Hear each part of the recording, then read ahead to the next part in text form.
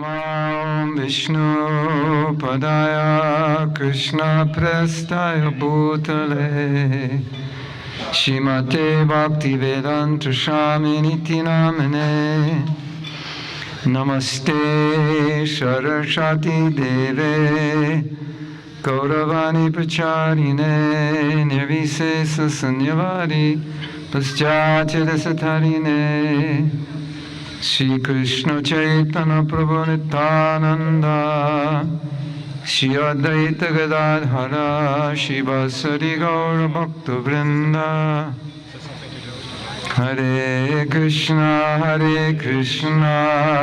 Krishna Krishna Hare Hare Hare Rama Rama Rama Hare Hare. So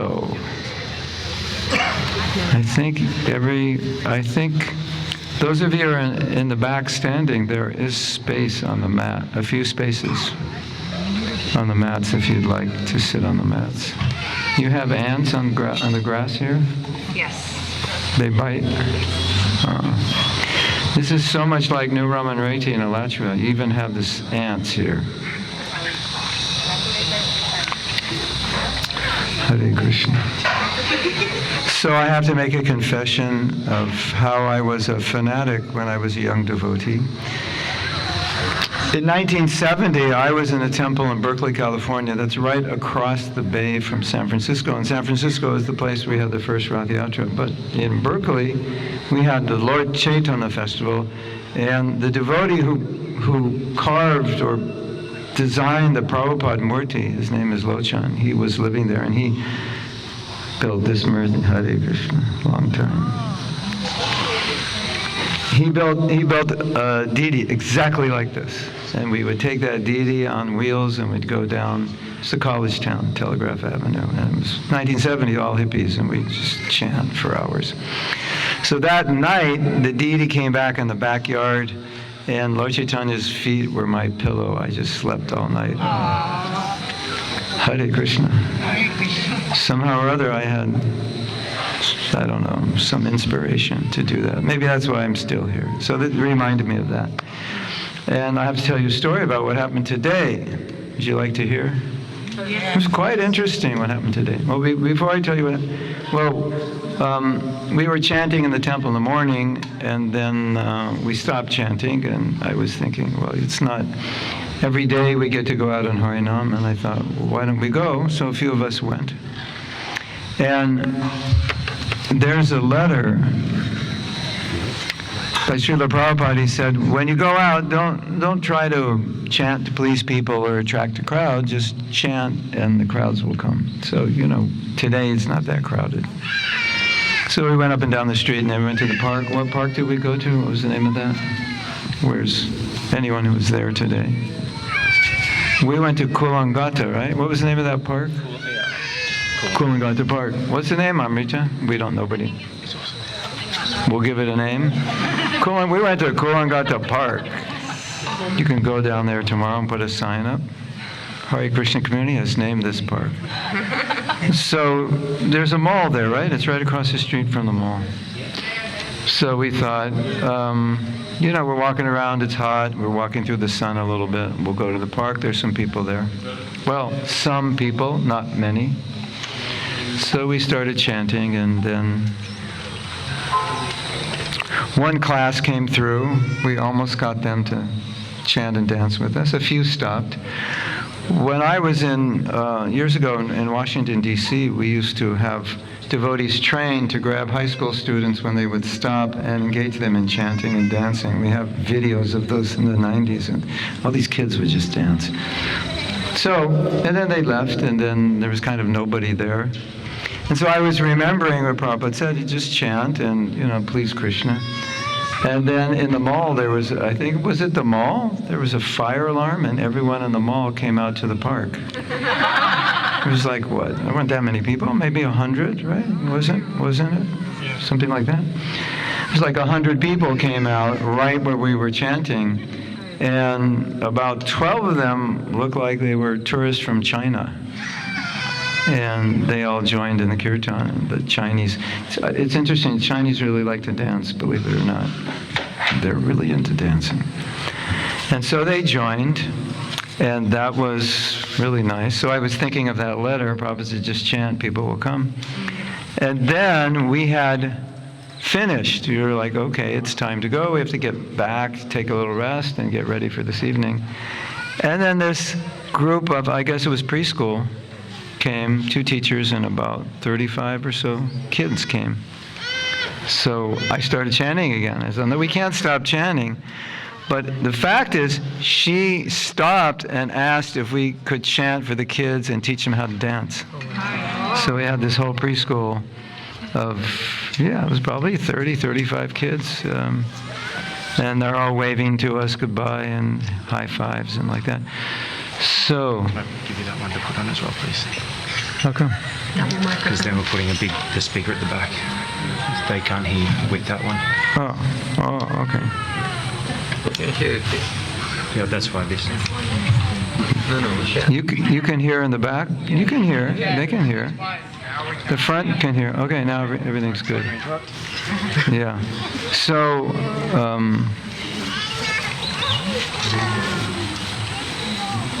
yes.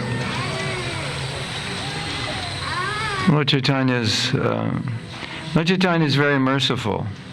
And I wanted to, you know how Lord Chaitanya, he would trick people and do anything he could to get people engaged in Krishna consciousness and give them some mercy.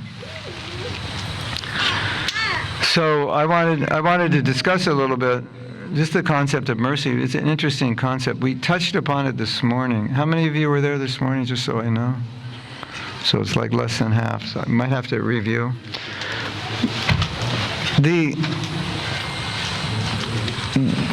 There's 2 concepts which are juxtaposed to one another. One is justice and one is mercy. And justice means you get what you deserve. And mercy means you get what you don't deserve. You get much better than you deserve. When I was first a devotee, they used to tell me, and you probably all heard this, I'm not sure the figure, you take 1 step towards Krishna, he takes 10 to you. Maybe some of your bhakta leaders said 100 steps. Sounds better than 10. But the concept of mercy, it's not that you do nothing, but as we were saying this morning, when Prabhupada was asked, why does someone take to Krishna consciousness, his answer was, they're intelligent. Intelligent means they took the mercy. It was given. You have to take it. You can't just lay in bed and do nothing. So Mahaprabhu is willing to give the mercy to anyone as long as they're willing to take it. And so the concept of mercy means we don't have to look at any qualification. We just will give it, we'll offer it without discrimination. And so I think as devotees, we're kind of used to that idea. And so you might say, so what's the big deal? That's just how it is. But look at the Gayatri Mantra, for example. They have recordings of the Gayatri Mantra, but it doesn't have power if you don't get it from a proper guru, number 1. And then if you chant it too early in the morning or too late in the morning, it's like the Gayatri lines are shut down. It doesn't work. So you have to chant it sunrise, noon, and sunset, more or less. And you have to live a sattvic life. If you don't live a sattvic life, you could get the mantra from the guru, chant it right at sunset, and it doesn't work. Wow, that's amazing, right? Like, so many conditions are there just to chant a 7-line mantra. So when we say there are no hard and fast rules for chanting, it doesn't mean you can chant lying down in your bed, eating potato chips in one hand and japa. That's not what it means. It means that there's no prerequisite initiation. And then you can do it at any time. You could get up in the morning, not even take a bath, and chant. But you can't do that for Gayatri. You have to chant when you're clean. That's traditional Vedic mantras, which you're initiated into. They're requirements. You have to be clean a certain time. And what to speak if you don't pronounce it properly? Oh my God. Who knows where you'll go? The mantra could like flip on itself and you get the opposite result. And there's a nice story. One man said to Prabhupada, he said, all your disciples, they don't pronounce the Maha Mantra correctly. And Prabhupada said, I know they don't. But he said, Krishna knows who they're calling, so it doesn't matter. And once upon a time, Prabhupada was giving the Gayatri mantra to Jayananda Prabhu. I think you all know Jayananda Prabhu. I've heard of Jayananda Prabhu. He is a saint. Prabhupada said he was a pure devotee. He was the most humble person I have ever met in my life. And when Prabhupada was giving him the Gayatri mantra, when you get the Gayatri mantra, your guru says each word and then you repeat it. And Jayananda couldn't repeat it. And as the story was told, Prabhupada just started laughing and said, it's useless. He said, but you're so sincere, Krishna knows. So this is how mercy works. It's like anyone who is sincere can take the mercy without qualification, and somehow or other, by Mahaprabhu's kindness, he's agreed to offer in exchange love of God to people who are not qualified. Now, you may have heard that in other ages, to get this kind, not even to get this level of realization and love, you had to meditate for your entire life. You just go to the forest, meditate. That's why when people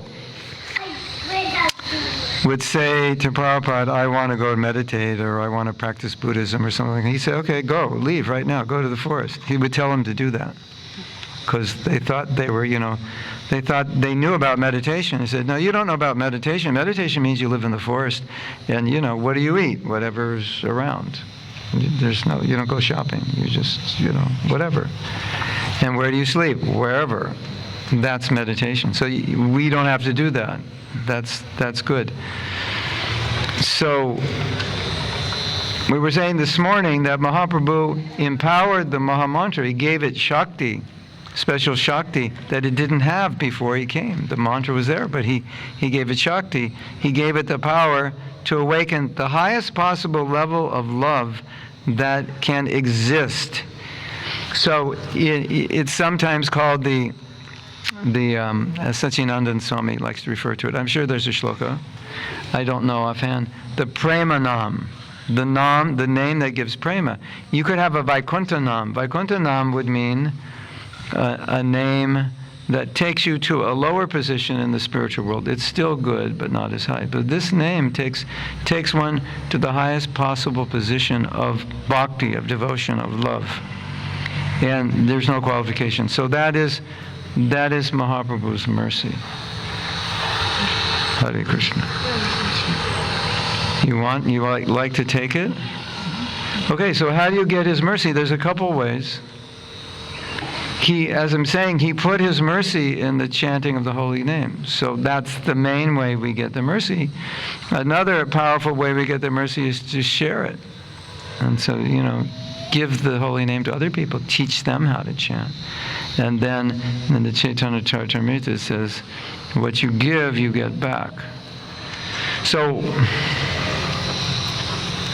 Srila Prabhupada, somehow or other, by some inconceivable mercy, I met Prabhupada, initiated by him, saw him many times.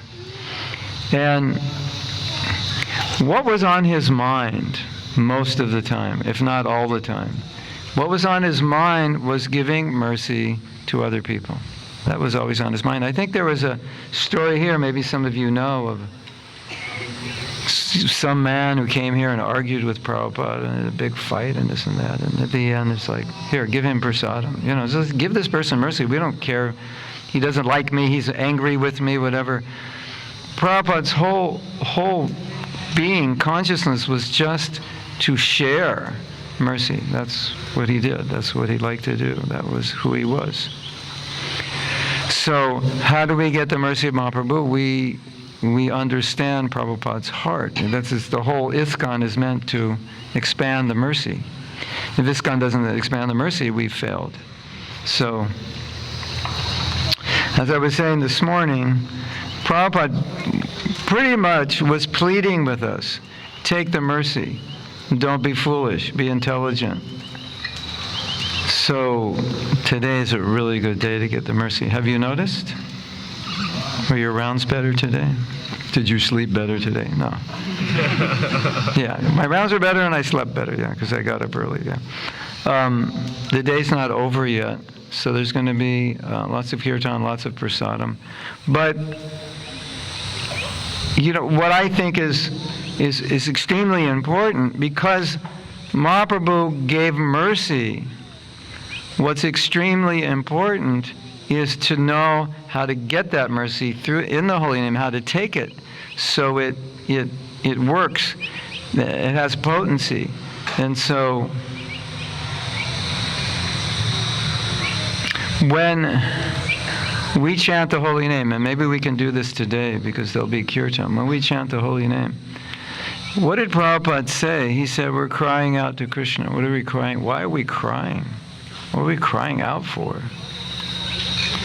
I'll tell you something interesting that Prabhupada said. He said, one of the things we're crying out for, we're crying out not to be pushed around by the material world. That's one of the things we're crying out. Have you ever been pushed around by the material world? We got a lot of yeses here. I mean, that is what the material world's all about, getting pushed around. What do we get pushed around by? Anger, greed, jealousy, lust, etc. And our minds, our desires, pushed around, right? Correct? Correct. Yeah. So, I don't know if you know this, but when Prabhupada was saying, the Maha Mantra means, Krishna, please put me under the shelter of your spiritual energy. Like the elevator. Please pick me up towards you. There's one meaning of the holy name given by one of our gurus, acharyas. He said, please bring my heart closer to your heart. Wow, isn't that nice? Please bring my heart closer to your heart. Like, Krishna, please help me make my heart, make my desire the same as yours. Help me reciprocate with the love you give me. Bring my heart to your heart's already coming. I need to bring my heart. Bring it closer. So that's half the meaning. I want to come closer. But because we're conditioned souls, the other half is, please protect me from who? From me. Basically, that's who we have to protect ourselves from. Have you noticed that? The person we need most protection from is ourselves. So we'll say, Krishna, please protect me from this pushing and pulling in the material world, the material energy we call Maya. But really we're just saying, please protect me from the temptations that Maya offers that I give into. So protect me from my own mind, my own self. That's part of it. So when we chant with that desire, Krishna hears that and Krishna feels that. And Krishna reciprocates with that, and Prabhupada promises that. But something interesting, just to note, I'm sure you understand this, but I just want to say it to make it clear. When we chant the holy name, whatever we feel or don't feel is what Krishna feels or doesn't feel. Have you ever chanted the holy name and felt nothing? Like merged in the, I don't want to say the void, but for lack of a better word, have you ever merged in the japa void? Kind of looks like this. Hare Krishna, Hare Krishna, Hare Krishna. Yeah, we all have. Hare Ram, Hare Ram, Hare Hare. Yeah, the japa void. So now we're in the japa void, and what are we feeling? Bored, probably, right? So that's communicating to Krishna. That feeling is being communicated to Krishna. Krishna's in your heart, the soul, the super soul, they're there. When we're feeling Krishna, please help me come closer, bring my heart to your heart, protect me from my own self. He feels that. He reciprocates. Krishna reciprocates with everything. So the Maha Mantra is so powerful that it can reciprocate with whatever desire we have and then multiply that and make it 10 times easier to achieve it. So maybe today could be the breakthrough day where we really I always think like with every kirtan, we should go deeper. We should try to go deeper than the last kirtan, right? And one thing that Ayendra Prabhu said that I love so much, when a devotee was doing kirtan and just sitting there, he would say, don't sit there, at least clap your hands. Like, participate. Hare Krishna, you know. You ever see devotees, you know, on their back, the kirtan's going. No, it's participatory. Like, put your shakti in it, put your energy, participate. Let the holy name work on you, because this is the process for this age, and this is how we get Mahaprabhu's mercy. And so he's so willing to give it, we're so unqualified to get it, but because he's willing, if we're just willing to ask for it, beg for it, cry for it, Bhaktivinoda Thakur said, beg, borrow, or steal the holy name, he wants to give it. And I'll end with a story, and then we have to say something about Manasi Ganga, this is Manasi Ganga, in case you didn't know. Manasi Ganga is in Govardhan, so we're in Govardhan. Now I forgot what I was going to say. Hare Krishna. All right, I'll say something about Manasi Ganga, and maybe I'll remember what I was going to say. Or maybe Krishna doesn't want me to say it. That's why I forgot. What do you think? Or maybe I'm just tired. Or maybe I'm getting old. I don't know. Well, it's not maybe I'm getting old. I definitely am getting old, but I don't know if that's... Anyway, Govardhan, for those who don't know, is a mountain it's near Vrindavan. Vrindavan is where Krishna grew up, and he also played around Govardhan. And once there was a Asura. Asura it's not a good translation, it's demon. He goes, we think demons have horns, but demon means ungodly. Asura means ungodly. There was a king who wanted to kill Krishna because he heard Krishna was going to kill him, and he thought, well, let me kill him. And so there are these beings who have mystic power, and they can turn themselves into different forms. And so he would hire these beings, request these beings, go to Vrindavan, go kill Krishna. Well, this was in Govardhan, actually. So go kill Krishna. And so they would assume these different forms so they wouldn't be noticed. And this particular Asura assumed the form of a calf. And his plan was to enter with the other calves. Because Krishna, when he was young, he would take care of calves and then attack Krishna and kill him. But Krishna knew what was going on. He goes, oh, that calf. See that one there? No, that's not ours. He's coming to kill me. So Krishna took care of him, sent him back to Godhead, liberated him. But the cowherd boys were upset. So the cowherd boys said, we're not playing with you anymore, Krishna. They said, why? He said, because you killed the calf and you're sinful. And we do not want to play with someone who is sinful. So, you have to go to the Ganga and atone. Now, the Ganges River is not close to Vrindavan. You got to go up to Rishikesh from Vrindavan. And so they said, Krishna, you have to go to the Ganga. And he's like, no problem, I'll just call the Ganga. So, in his mind, Krishna, Ganga, please come. Ganga, all rivers are persons, so this is Ganga water, I hope. Did you get some Manasi Ganga water and put it here? Yeah, okay, just put a drop in and it's good. So, yeah, it's true, it is.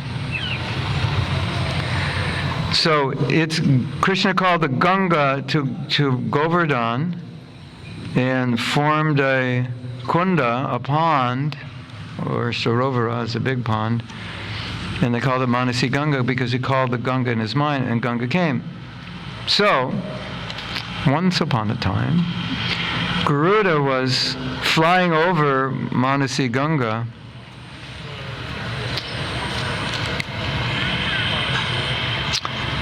and actually is another story. he was flying over the Ganga, and he was carrying a snake. He was going to eat it, and the snake touched the Ganga, and it took on its forearm form. So everyone in Vrindavan was like, hey, we need this Ganga. And Krishna said, no, I already have it here, but it's hard to believe. And then Krishna took them to Manasi Ganga, and then Ganga appeared in person, personified on her crocodile. She what's the word? No, I'm looking for a slang word. What? Like, you're cruising, or something, I don't know. Anyway, she rides on a crocodile. There's a better word for that. Some slang colloquial. She moves, she shakes, I don't know. Anyway, so she showed up on the crocodile and said they were convinced, yeah, this is Manasi Ganga. And that other story, I am just now forgetting. Garuda? No, before that, it was a story about the holy name. I forget, anyway. Time's up, anyway. Hare Krishna. So today's the day. We'll hopefully try to get a little more mercy. It's all like unlimitedly in the holy name. Now I'll tell you one other story. Maybe this is a better story. And this will be good icing on the cake. So first job retreat I ever went to, it was quite transformational. And the end of the retreat, they had us fill out a form. And one of the questions was, when's your birthday? And one devotee was sharing, he said, I put today as my birthday. And he said, because I felt today was the first time I actually chanted the holy name. Because the experience I had with chanting the holy name is I've never had that experience. And I asked myself, have I actually chanted Hare Krishna before? Because this experience is different.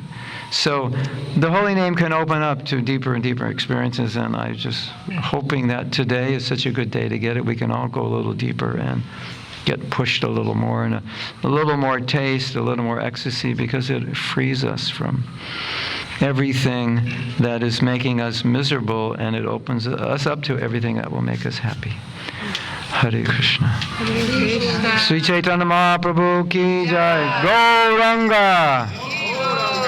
Gauranga.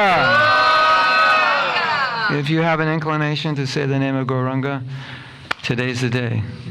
Say it until you go mad in ecstasy. And if you go mad today in ecstasy, very good. If you cry today, it's very good. If your hair stand on end today, these are symptoms of spiritual advancement. Yes, why not? Today's the day. Turn to the person next to you and tell them, today's the day. So, hopefully you'll get some of that today, okay? Thank you very much. Go Premanandi. Hari Hari Bol.